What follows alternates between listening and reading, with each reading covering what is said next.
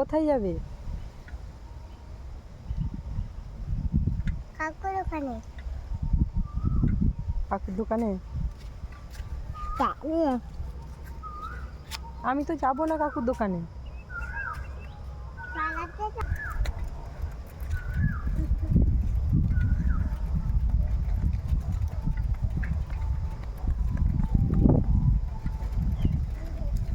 ধর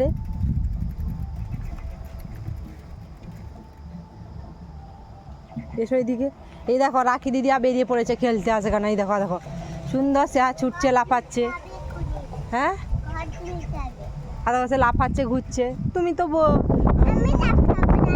তুমি তো খাও না বলে সেই জন্য লাফাতে পারোনি।